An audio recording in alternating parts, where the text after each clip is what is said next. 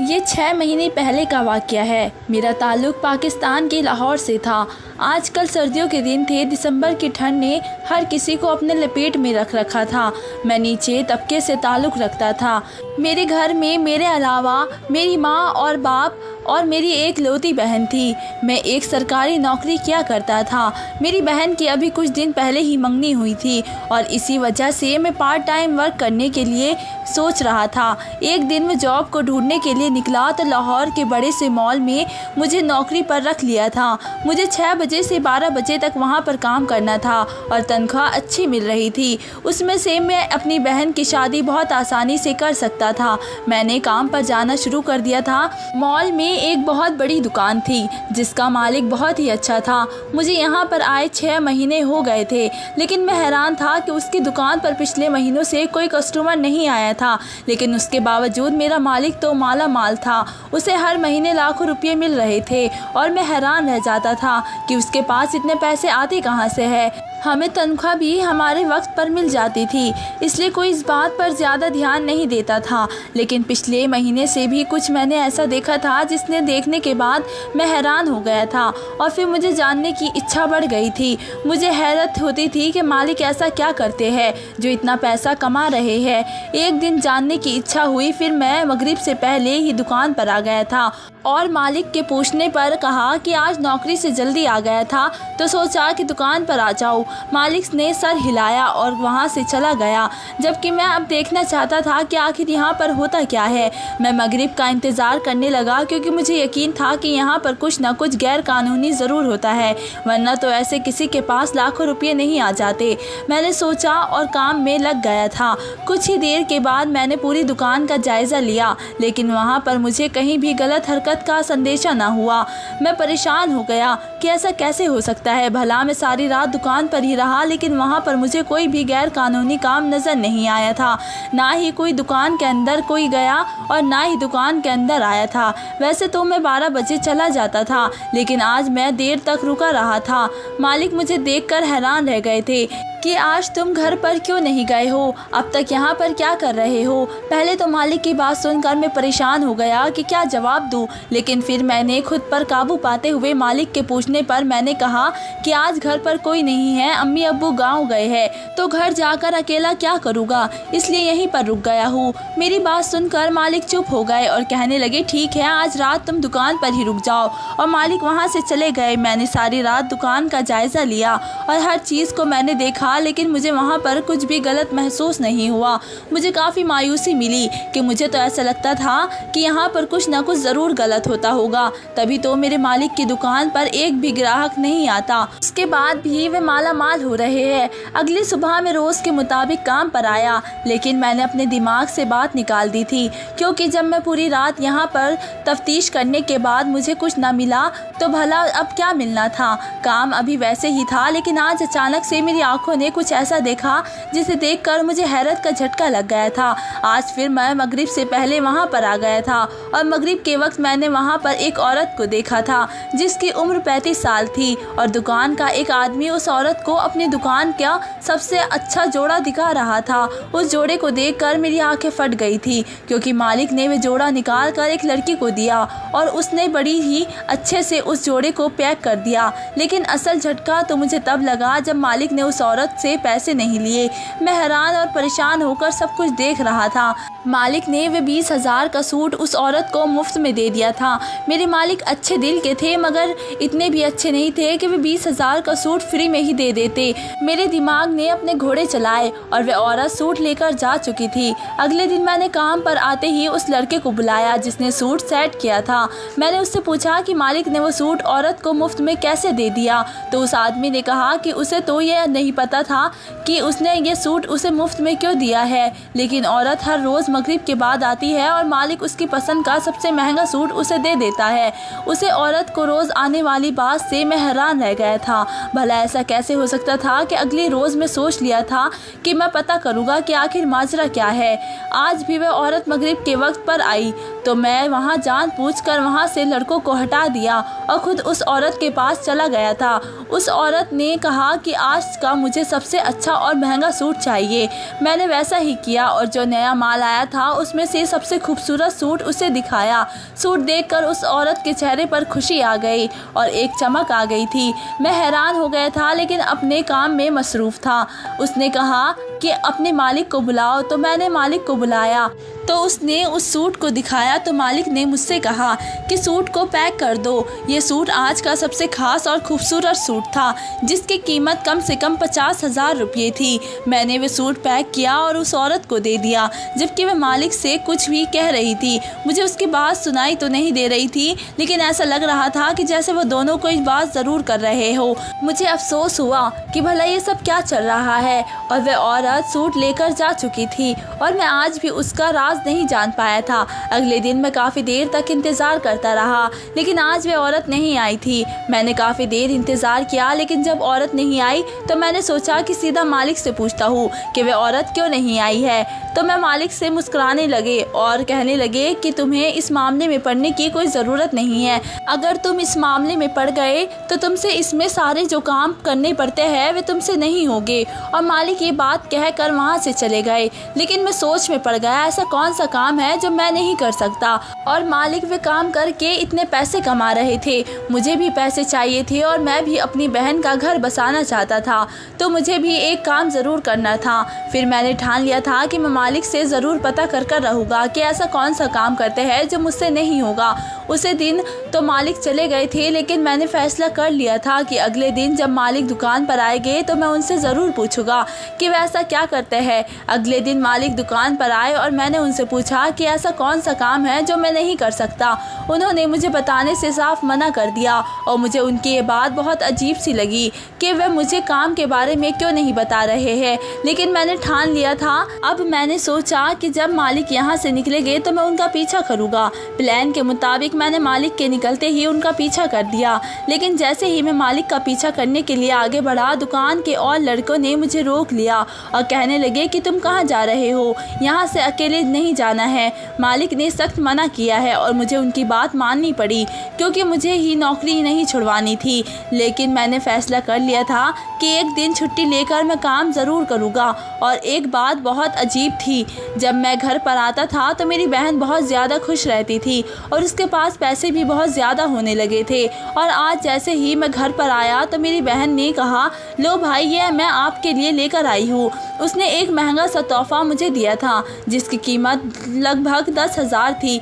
उस तोहफे को देखकर तो मैं हैरान रह गया था और मैंने पूछा, तेरे पास इतने पैसे कहाँ से आए हैं? वो कहने लगी कि भाई स्कॉलरशिप आई है, लेकिन मैं जानता था कि जिस कॉलेज में मेरी बहन पढ़ रही है उस कॉलेज में स्कॉलरशिप इतनी अच्छी नहीं मिलती कि वह 10,000 का सूट मुझे बना दे और 10,000 के अम्मी को और घर में भी इतनी सारी चीज़ लेकर रख ले। इस बात से मैं आप बहुत ज़्यादा परेशान हो गया था, कहीं मेरी बहन कोई गलत काम तो नहीं कर रही है। और अब मुझे अपनी बहन के बारे में भी पता करना था और अपने मालिक के बारे में भी। लेकिन मैंने सोच लिया था कि मालिक तो घर से बाहर है, जो भी करते होंगे उनका ही गलत होगा। लेकिन सबसे पहले मुझे अपनी बहन पर निगाह रखनी पड़ेगी। जब भी मैं अपनी बहन को देखता था वे पूरे दिन फ़ोन पर बातें करती रहती थी। मुझे उस पर बहुत ज़्यादा शक होने लगा था, कहीं वे गलत संगत में तो नहीं पड़ गई है। एक दिन जब वे कॉलेज जा रही थी तो मैंने कहा, लाओ मैं तुम्हें छोड़ कर आ जाता हूँ। तो मेरी बहन ने सख्ती से मना कर दिया कि मैं खुद अकेले चली जाऊँगी, आपको मुझे छोड़ने की ज़रूरत नहीं है, आप अपने काम पर चले जाओ। मैंने उससे बहुत कहा लेकिन उसने मेरी बात नहीं मानी। वे खुद ही अकेले कॉलेज चली गई और मैंने भी ठान लिया था कि मैं अपनी बहन का पीछा करूँगा। मैं उसके पीछे जाने लगा लेकिन मैंने देखा कि मेरी बहन सच में ही कॉलेज में चली गई थी। लेकिन मुझे अपने आप पर शर्म आई थी, मैं अपनी सगी बहन पर शक कर रहा था। फिर मुझे भूख लग गई क्योंकि मैं घर से कुछ भी खाकर नहीं आया था। सामने एक खाने की दुकान थी तो मैं वहाँ पर खाना खाने के लिए रुक गया। जैसे ही मैंने खाना खाने शुरू किया 10 मिनट के बाद मेरी बहन फिर से कॉलेज से बाहर निकली। लेकिन जब वह अकेली नहीं थी, उसके साथ 2 लड़कियाँ और थी। ये सब कुछ देखकर मेरे पैरों तले ज़मीन निकल गई थी। मेरी बहन तो मुझे ये कहती थी कि मैं पूरे दिन कॉलेज कॉलेज में ही पढ़ती रहती है, उसके पास टाइम नहीं है। अब ये यहाँ पर कहाँ जा रही थी। मैं जल्दी से खाने की प्लेट वहीं पर रखी और उसको पैसे दिए और उसका पीछा करने के लिए निकल पड़ा। मेरी बहन उन दो लड़कियों को रिक्शा में बिठाकर पता नहीं कहाँ लेकर जा रही थी।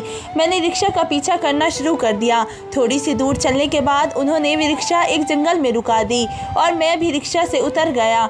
अब वह पैदल ही जाने लगी थी। सामने एक बहुत बड़ा सा गैरेज था। मेरी बहन उन दो लड़कियों के साथ उस गैरेज में चली गई और उस गैरेज के बाहर बहुत सारे लोग खड़े थे, जहां पर किसी को अंदर नहीं जाने दे रहे थे, लेकिन उन्होंने मेरी बहन को अंदर जाने दिया। मैं थोड़ी देर तक वहीं पर खड़ा रहा। अभी मैंने देखा कि मेरी बहन वहां से आ गई है, लेकिन वे दो लड़कियां जो उसके साथ गई थी वे नहीं आई थी और उसके चेहरे पर एक अलग सी मुस्कुराहट थी। ये सब देखकर मेरा सर चकराने लगा और मैं हैरत में पड़ गया कि ऐसा क्या हो गया है, मेरी बहन अंदर क्या करके आई है और वे दो लड़कियां कहां पर चली गई। उसके बाद मेरी बहन कॉलेज में चली आई और मैं घर पर आ गया। 2-3 दिन मैं काम पर नहीं गया। अब मेरे मालिक का फ़ोन आने लगा था। तब मुझे दुकान पर जाना था और मुझे अपनी बहन का राज भी पता करना था। मालिक के बुलाने पर मैं दुकान पर गया। मालिक ने कहा कि तुम 3 दिन से क्यों नहीं आ रहे हो। मैंने कहा मुझे कुछ ज़रूरी काम पड़ गया था। तब मालिक ने भड़कते हुए कहा कि ऐसे काम नहीं चलेगा, तुम्हें अगर नौकरी नहीं करनी है तो मत करो, मैं तुम्हारी जगह किसी और को रख लूँगा। तुम्हारे रोज़ रोज़ के जाने से मेरी दुकान टूट जाती है। मैं सोच में पड़ गया, जब यहाँ पर कोई ग्राहक नहीं आता तो दुकान पर क्या असर पड़ेगा मेरे होने या होने से। मैं बहुत ज़्यादा थक चुका था और मुझे अपनी बहन के राज का पता करना था। इसी वजह से मैं मालिक से कहा कर आ गया था, अब मुझे सिर्फ 15 दिन की छुट्टी दे दे, उसके बाद मैं कंटिन्यू वर्क करूँगा। मेरी बात सुनकर मालिक ने पहले तो मना करना चाहा, लेकिन बाद में हामी भर ली। उसके बाद से मैंने अपनी बहन पर अच्छे से निगाह रखनी शुरू कर दी थी। एक दिन की बात है, मगरिब के टाइम पर वे कहीं जा रही थी। तभी मेरी निगाह मालिक पर पड़ी, जो बहुत जल्दी से कहीं पर जा रहे थे। मैंने उनका पीछा करने का फैसला किया और मैंने जो मंजर देखा, मेरे पैरों तले ज़मीन निकल गई। मालिक भी उसी जगह पर गए थे जहां मेरी बहन जाती थी और अब मैं और ज़्यादा हैरत में पड़ गया था कि ऐसा अंदर क्या होता है। जो भी अंदर जाता है उसे पैसे मिलते हैं और मालिक भी तो वहीं से पैसे नहीं ला रहे हैं, क्योंकि मेरी बहन भी वहीं जाती है और उसके पास भी इतने सारे पैसे होते हैं और पैसों की कोई कमी नहीं है। अब मैं उसके अंदर जाने का फ़ैसला कर लिया था और मुझे कल के होने का इंतज़ार था। मैं जब अपने घर पर गया, मेरी बहन ने फिर से मुझे एक तोहफ़ा दिया और कहने लगी कि ये भाई आपके लिए है। मैंने कहा इतना महंगा फ़ोन, तो कहने लगी कि भाई बस आपकी बहन की जॉब लग गई है और आपको कमाने की कोई ज़रूरत नहीं है, मेरे पास पैसे बहुत हैं। मैंने उससे बहुत पूछने की कोशिश की, तुम ऐसी कौन सी नौकरी कर रही हो जिससे तुम्हें इतने पैसे मिल रहे हैं। मेरी बात पर माँ ने झटक कर मुझे मना किया कि तुझसे तो कुछ हुआ नहीं और अब ये कर रही थी तो इसे भी नहीं करने दे रहा है। मुझे माँ की ये बात अजीब लगी थी। मेरी बहन ने मेरी माँ को भी अपनी बातों में रख रखा था। मेरी माँ को पैसों की बहुत ज़रूरत थी, इसलिए उन्हें कुछ नहीं लिखना आता था। कितना पैसा कहाँ से आ रहा है, ऐसी कौन सी नौकरी है जितना पैसा दे रही है। और अब मैं बहुत ज़्यादा उलझ गया था, क्योंकि मैंने उसी गैरेज में अपनी बहन को भी जाते हुए देखा था और उसी गैरेज में मैंने अपने मालिक को भी जाते हुए देखा था। कहीं ऐसा तो नहीं कि मेरी बहन और मालिक एक दूसरे को जानते हैं। लेकिन फिर मेरे दिमाग ने कहा कि मेरी बहन तो कभी मेरे मालिक के सामने आई ही नहीं है, तो भला कैसे हो सकता है कि एक दूसरे को जानते हैं। दिन पर दिन हालात और बुरे होते जा रहे थे। मेरी बहन ने घर में नई नई चीज़ें लेनी शुरू कर दी थी। कभी फ्रिज लेकर आती तो कभी टीवी लेकर आती थी। मैं ये सब देखकर परेशान होने लगा था, लेकिन मेरी माँ को ये सब उसकी नौकरी का ही कमाल लग रहा था। और ऐसी कौन सी नौकरी थी जो कॉलेज के साथ साथ हो रही थी। मेरी बहन कॉलेज भी जाती थी और फिर उसके बाद इस गैरेज में भी जाती थी। और ये क्या माजरा था, वह हर रोज़ कॉलेज से 2 लड़कियां नई लेकर जाती थी और जब गैरेज से बाहर निकलती तो वे लड़कियां उसके साथ नहीं रहती थी। एक दिन की बात है, शाम बहुत ज़्यादा हो गई थी और मेरी बहन घर पर नहीं आई थी। मेरा दिमाग ख़राब हो रहा था कि आखिर मेरी बहन कहाँ पर चली गई है। और अब तो माँ भी परेशान होने लगी थी। रात के 10 बज रहे थे और मेरी बहन घर पर नहीं आई थी। मैं बहुत ज़्यादा परेशान होने लगा था। मैं उसके एक फ्रेंड को भी कॉल किया, लेकिन उसने भी कहा कि उसे नहीं पता कि वह कहाँ गई है। मैंने आसपास के पड़ोसियों से पूछा, लेकिन सब ने मुझे मना कर दिया कि हमने उसे नहीं देखा, और मैं बहुत ज़्यादा परेशान होने लगा था। माँ की आंखों से भी आंसू आने लगे थे। फिर एक दिन मेरे दिमाग में बात आई, कहीं मेरी बहन वहीं तो नहीं है जहाँ वो जाती है। और मैं एक सेकंड का इंतज़ार नहीं किया, फ़ौरन मैं अपनी बाइक निकाली और वहाँ जाने के लिए तैयार हो गया। 15 मिनट के बाद मैं गैरेज के बाहर पहुंच गया था, जहां पर बहुत सारे बॉडीगार्ड खड़े थे। मैंने सोच लिया था कि मुझे ये आगे से नहीं जाने देंगे, मुझे पीछे से ही जाना होगा। तभी मैं जंगल से हो तो बगैर उसके पीछे आ गया। वहां पर देखने की कोशिश की, लेकिन आसपास कोई खिड़की वगैरह तो नहीं है, क्योंकि मुझे अब खिड़की से ही अंदर जाना था। लेकिन हैरत की बात तो ये थी कि वहाँ पर साइडों में भी बॉडीगार्ड खड़े हुए थे। मेरा जाना नामुमकिन लग रहा था। तभी मैंने पीछे के कोने की जगह से एक छोटी सी खिड़की देखी, जिस पर कांच लगा हुआ था। मैंने बहुत ही आराम से कांच को धीरे से पत्थर की मदद से तोड़ना शुरू किया और कांच के शीशे को नीचे ज़मीन पर रखा और अपने आप को अंदर कर लिया।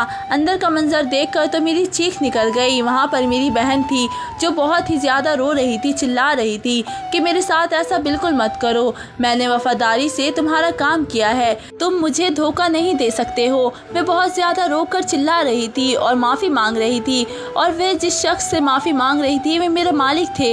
ये मंजर देखकर मैं परेशान हो गया, क्योंकि मेरी बहन बहुत ज़्यादा रो और चिल्ला रही थी, और मेरी बहन और मेरी मालिक के साथ वहाँ पर 2 आदमी और खड़े थे, जो मेरी बहन को बहुत बुरी निगाह से देख रहे थे। थोड़ी ही देर बाद वहाँ पर पुलिस का सायरन की आवाज़ आ गई। वे लोग घबरा गए थे। मुझे पता था कि यहाँ पर कुछ न कुछ गैर कानूनी काम ज़रूर होता है, इसी वजह से मैंने पुलिस को पहले ही कॉल कर दिया था।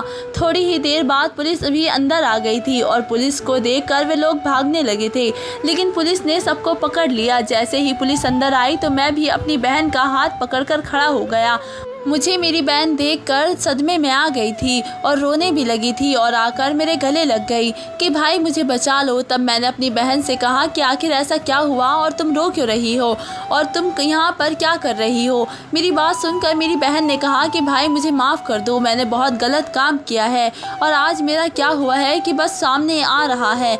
वे तो ऊपर वाले का शुक्र है कि आप आ गए। उसकी बातों से मुझे कुछ समझ नहीं आ रहा था।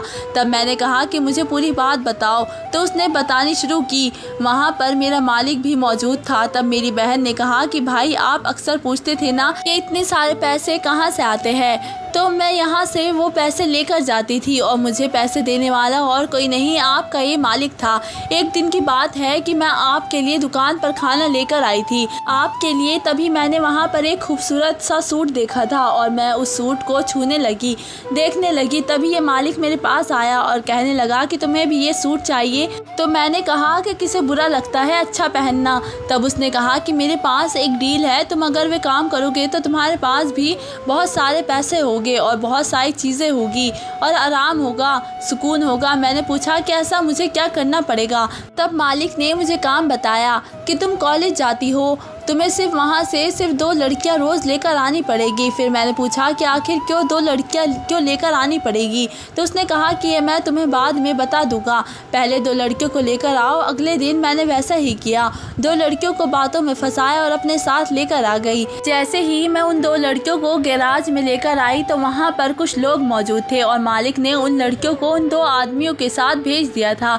तब मुझे सारा काम समझ आ गया था। पहले तो ये काम मुझे गलत लगा, लेकिन जब मालिक ने मेरे हाथ में 1 लाख रुपए दिए तो मेरी आंखें फटी की फटी रह गई, और मैंने सोचा कि कहीं से भी ये काम गलत नहीं है, अगर मुझे पैसे मिल रहे हैं तो, और मैं इस काम को करने लगी। अब मैं मालिक के लिए रोज़ नई लड़कियां कॉलेज से लेकर आती थी और मालिक उन्हें दे देता था, बदले में मुझे पैसे देता था। लेकिन आज जब मैं लड़की लेकर आई थी तो उनमें से एक लड़की यहाँ से भाग कर चली गई। उसे सब कुछ पहले से ही पता चल गया था। इस बात पर मालिक बहुत ज़्यादा गुस्से में आ गए थे, और उसने कहा चलो कि एक लड़की भाग गई है तो क्या हुआ, तुम हो ना, और वे मुझे उन आदमियों को बेचने ही वाला था।